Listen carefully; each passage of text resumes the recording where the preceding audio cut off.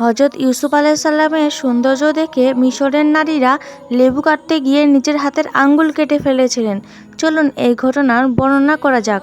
মিশরের একজন প্রভাবশালী ব্যক্তি ছিলেন আল আজিজ, তার স্ত্রীর নাম জুলেখা। হজরত ইউসুফ আলাইসাল্লাম ছিলেন অত্যন্ত সুন্দর ও চরিত্রবান।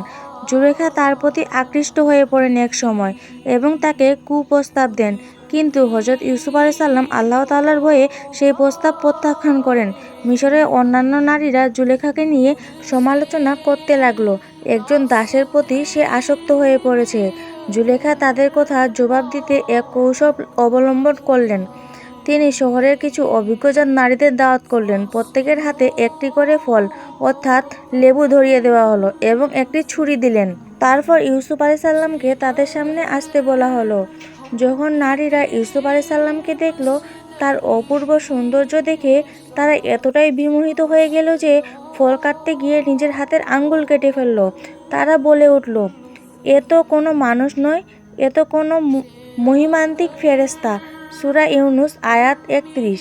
বাহিরের সৌন্দর্য মানুষের মনকে সহজেই প্রভাবিত করতে পারে, কিন্তু প্রকৃত মর্যাদা হলো তাকওয়া ও চরিত্রে। হজরত ইউসুফ আলাইসাল্লাম কঠিন পরিস্থিতিতেও আল্লাহ তাআলাকে ভয় করে নিজেকে সংযত রেখেছিলেন। আল্লাহ তাআলা তার ধৈর্য ও পবিত্রতা প্রতিদান দিয়েছিলেন।